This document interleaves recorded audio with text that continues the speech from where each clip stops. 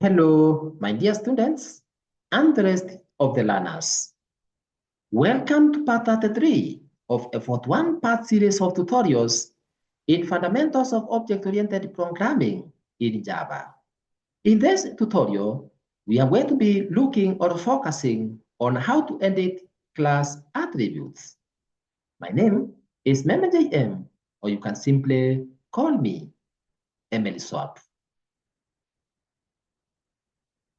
It is important for you to note, my dear students and the rest of the learners, that you can always modify any attributes of a class in the same way that you engage yourself in writing the code.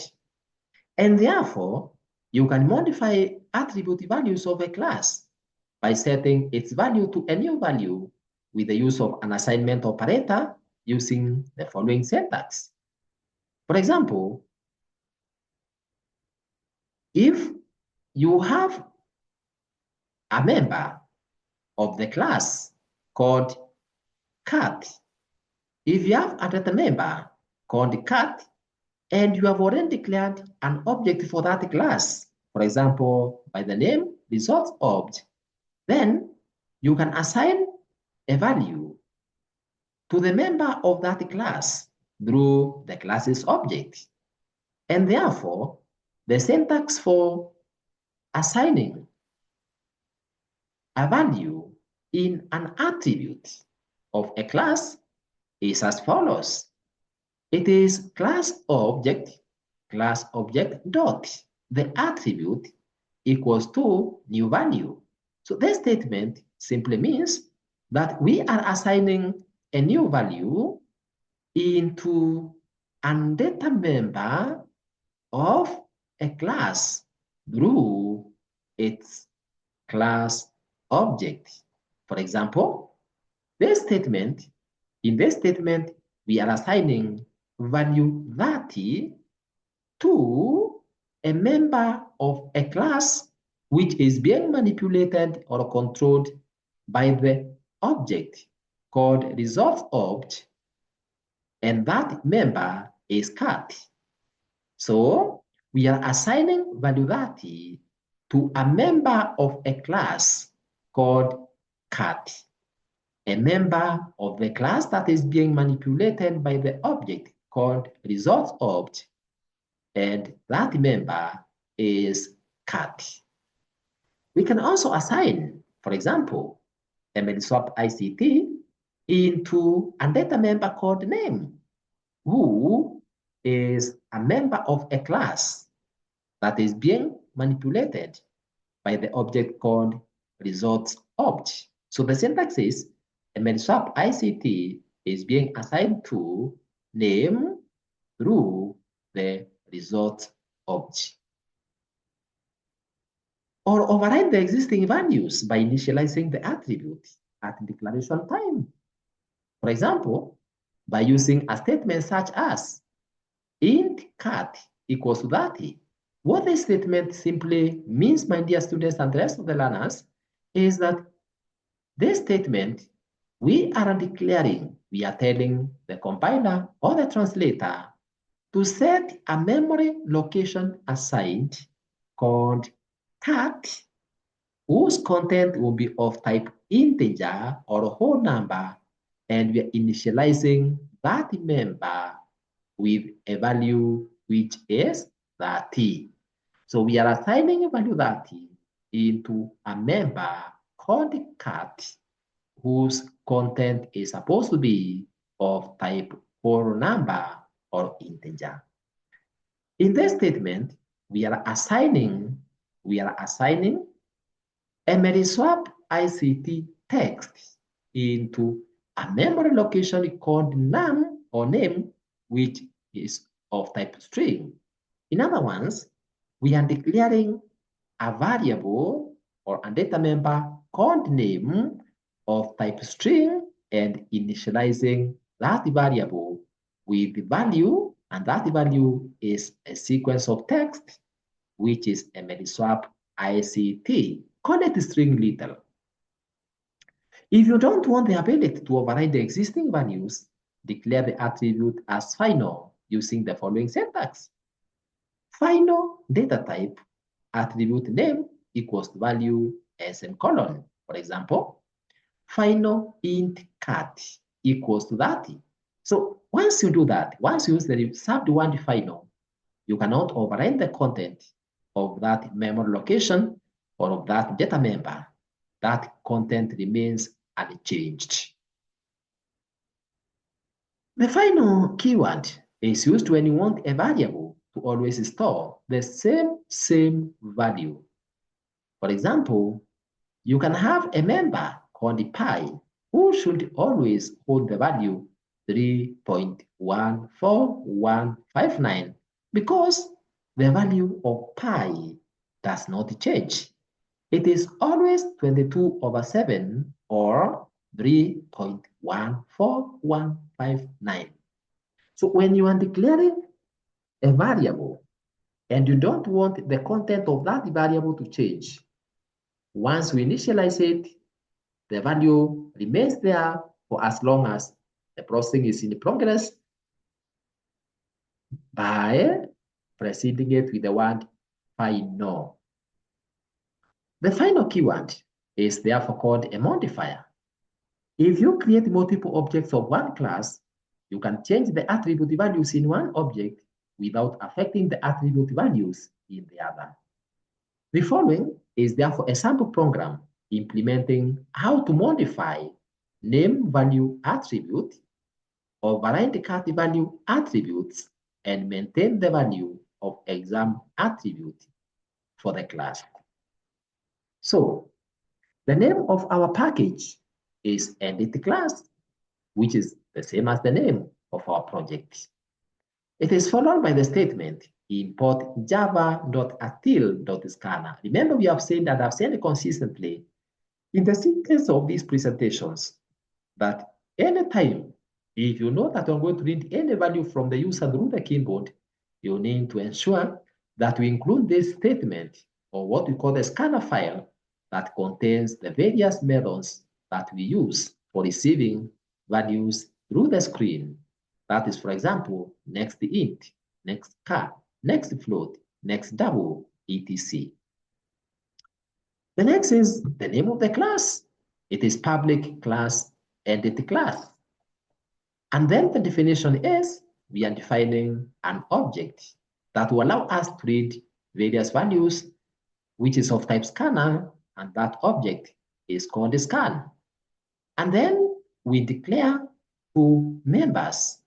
One member is called Toto, and the other member is called the cat.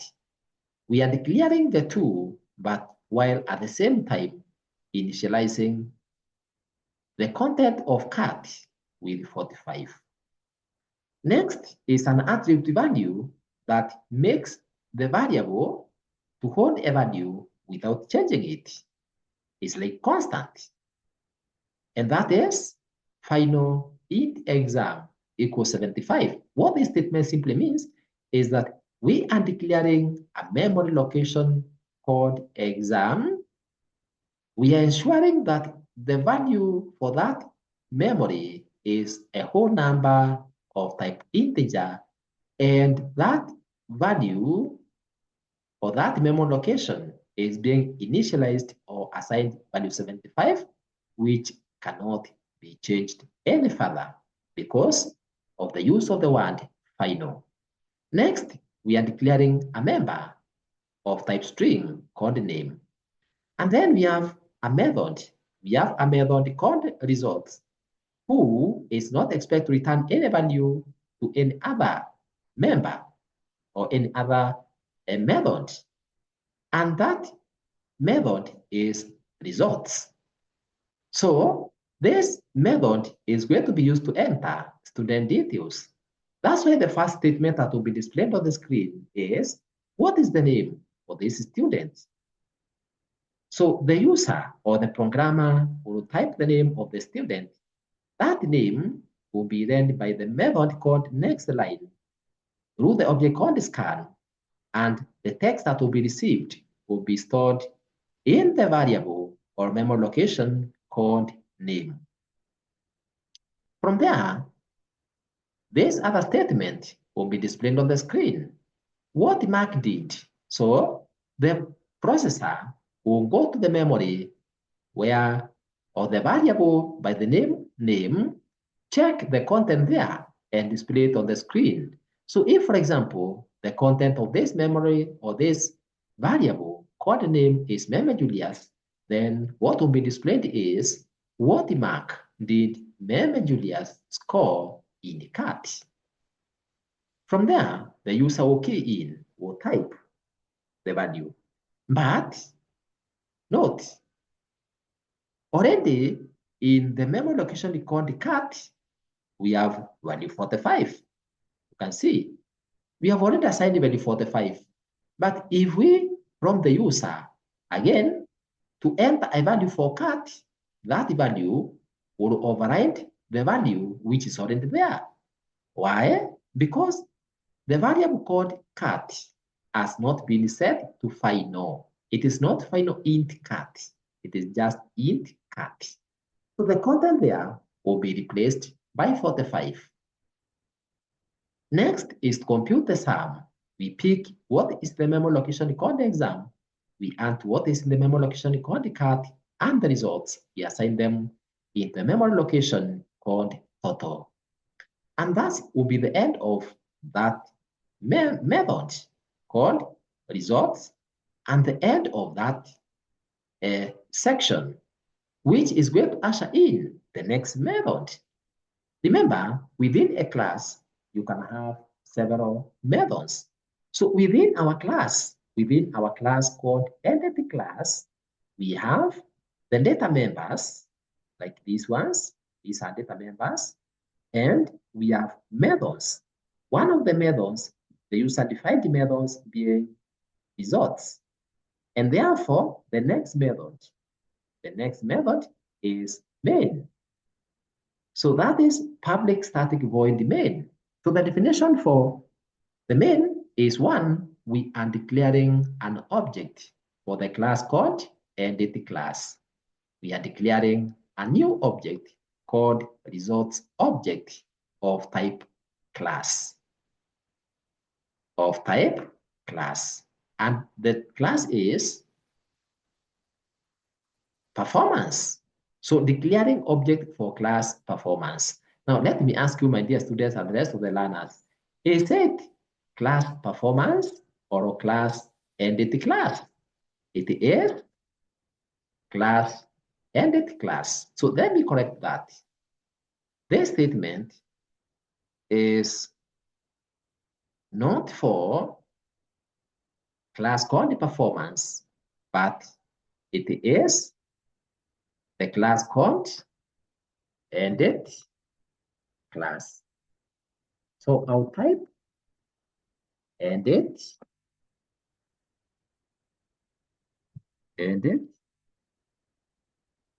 class. It is ended class and not performance.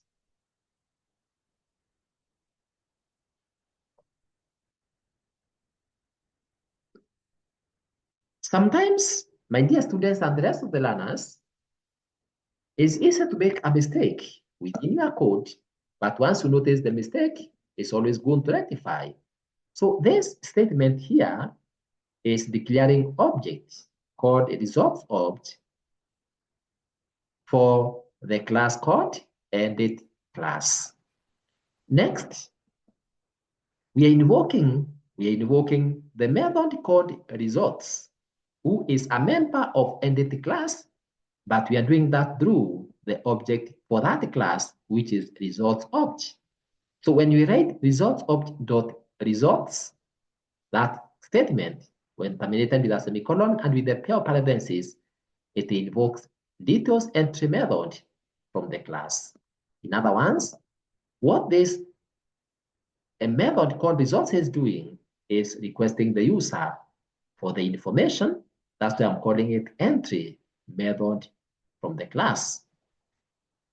We can then modify. We can modify the various members of that class or the content of that class as follows. You can see currently we have entered. If we check the member, if we check the member of that class called name, if you check the member called name, this member is currently empty. You have just declared the member called name. But then next, we are assigning some content in that member location or into that data member. So if, for example, you have entered the name as member Julius, and that is what is currently saved under name, when we come to this other statement here, when we come to this statement, you can see we are replacing the current content of the data member called name with new content. And that new content is James Jogona.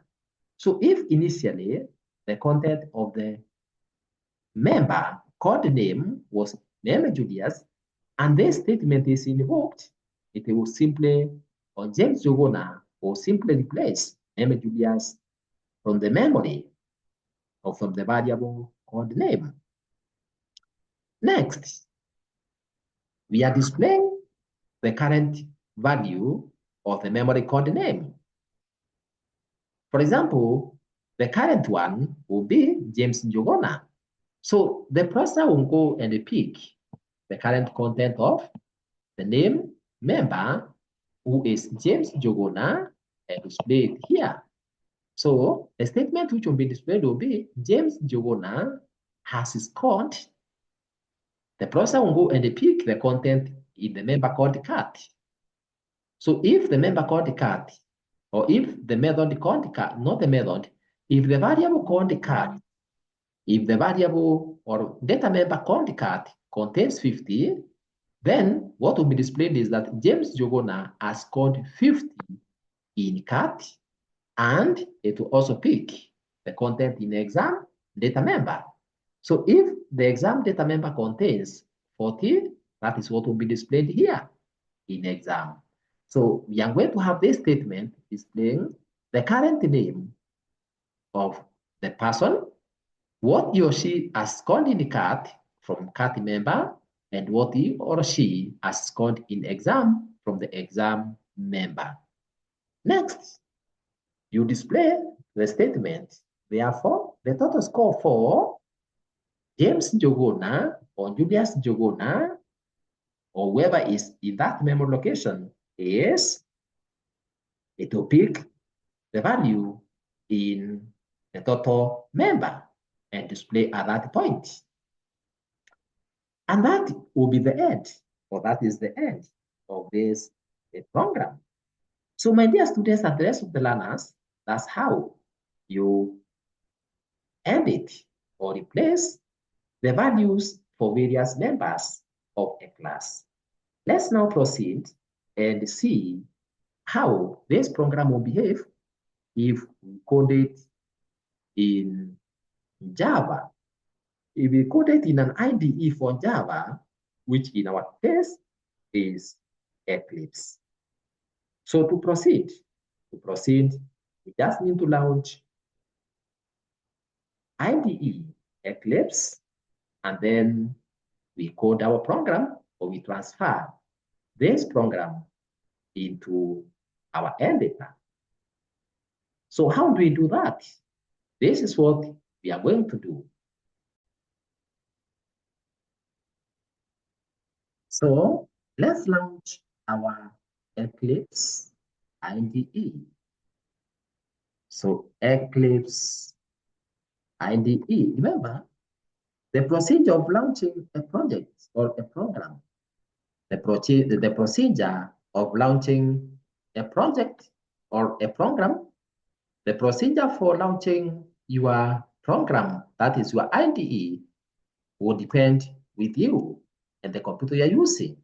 If it's a shortcut, or it has a shortcut in the desktop, you just open it from there.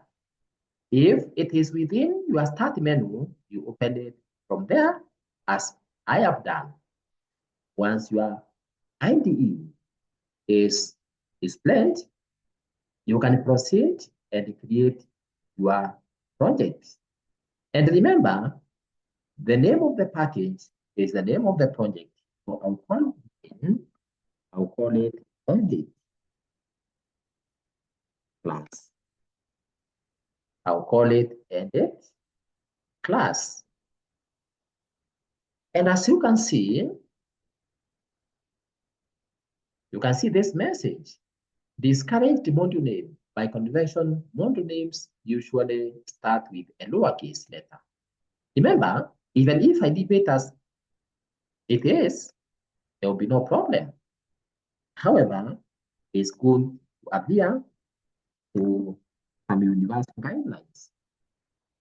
So I'll call it entity class. And then I can click on finish. Remember, that will be the name of our package as we are going to see. From there, you can right click on your class, then that is on your, you can right click on your project. Then you create a new class as follows. You can see under the name of the package, this name is the same as the name of the project.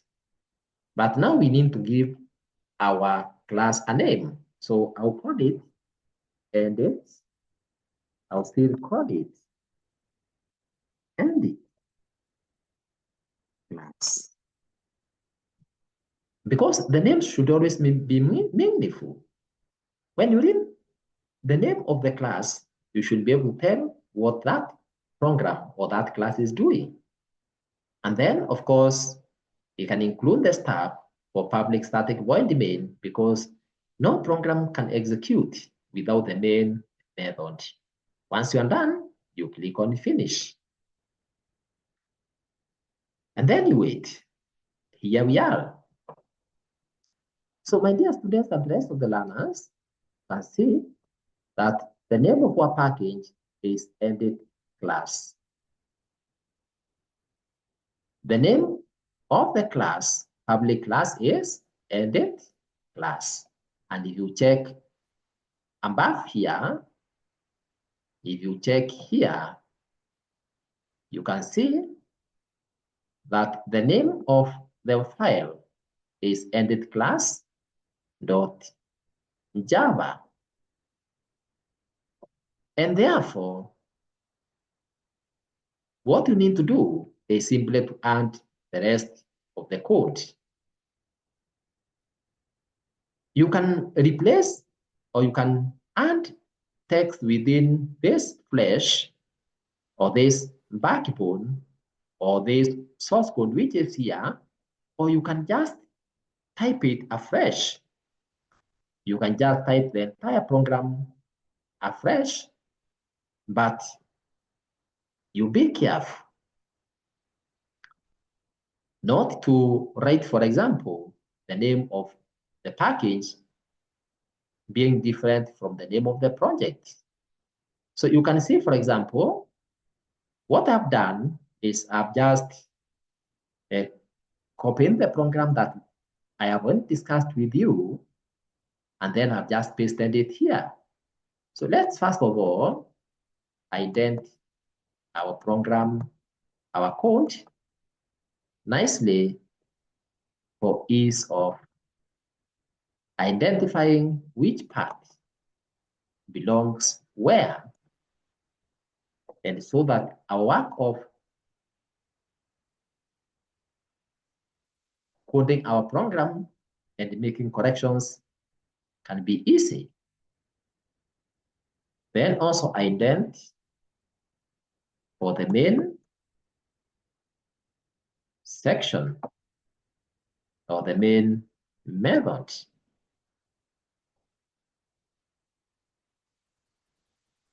Remember, a well-indented program is not only easy to debug, but it is also easy to modify. So this is our program, but as you can see, there is some text which has an error. If you look here, you can see that the name of the package has an error. So what is supposed to be the correct name of the package? Remember I've said that the name of your package is the name that you give for your project. And the letters must match. If it's uppercase, it should be uppercase, lowercase, lowercase, like that. So they must be similar. So if you look at my project, you can see my project is called edit class. It begins with a small letter, but this edit class here is not beginning with a small letter. So what you need to do is to ensure that the name that you are using is matching. And therefore, you just need to correct this name and let the first letter be lowercase. You can see there is no other error that is highlighted in any other color. So you can save this program and then run it. In case there are other errors, we are going to be told, but there are no errors. As you can see, our program has executed.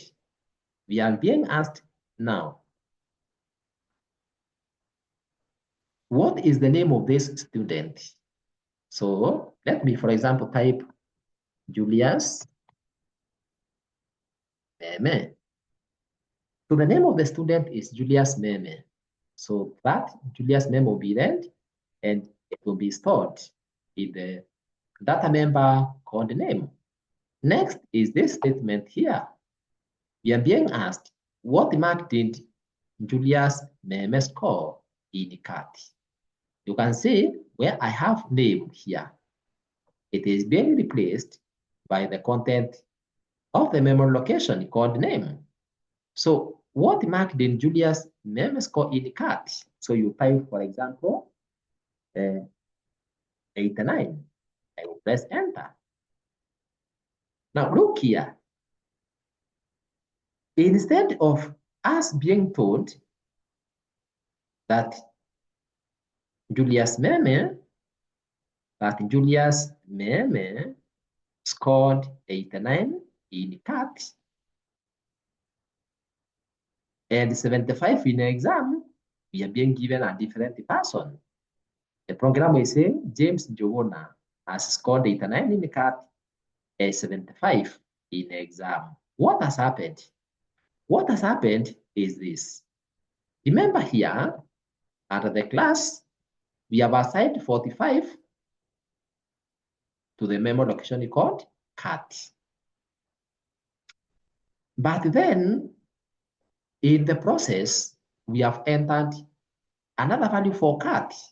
Here, what mark did Julius Meme score in CAT? So we have entered a value. If we check in our code here, what mark did Julius Meme score in CAT? We have entered 89.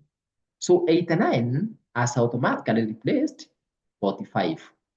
So the current content of the data member called the CAT is 89.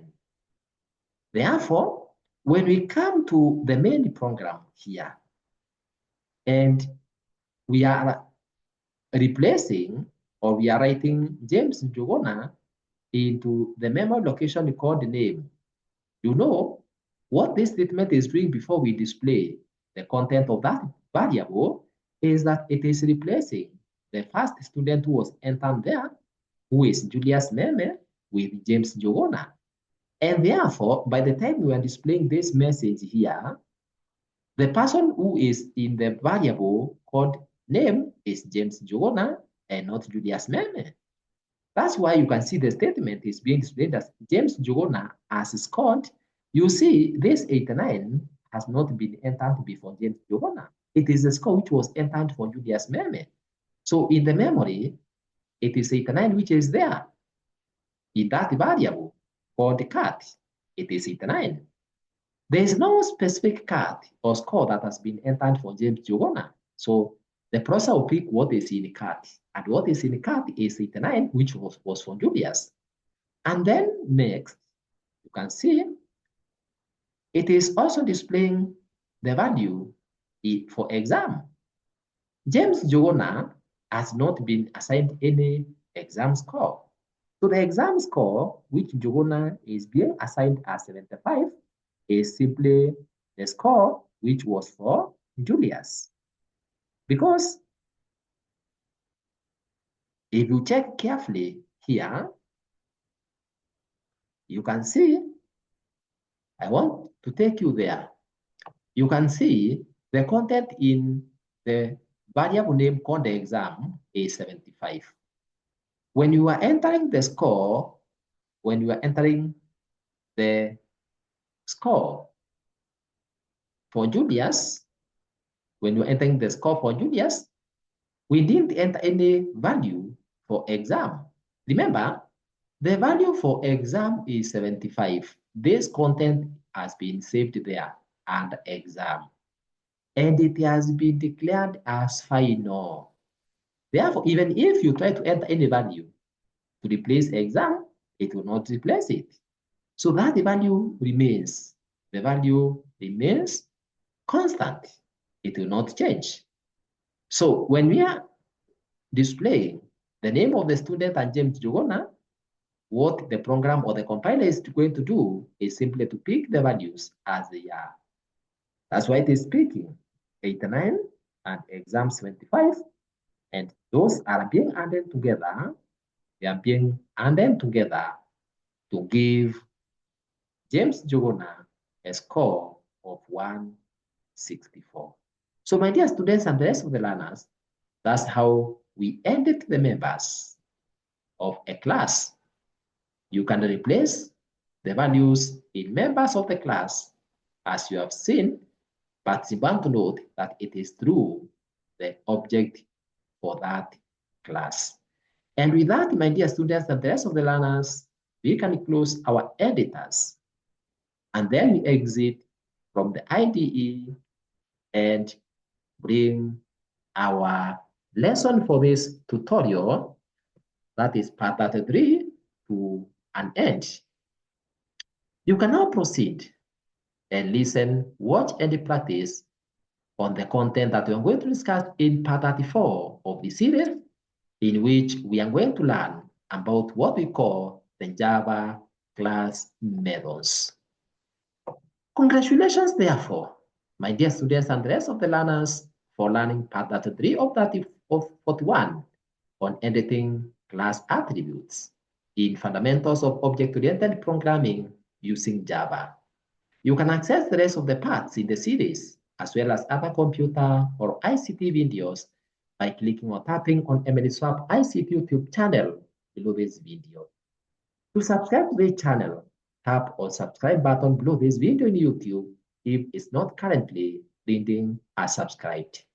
For any further correspondence, kindly write it to us through the email emilyswap@gmail.com. Thank you very much for listening to me. Let's meet in part 34 of the series, and God bless.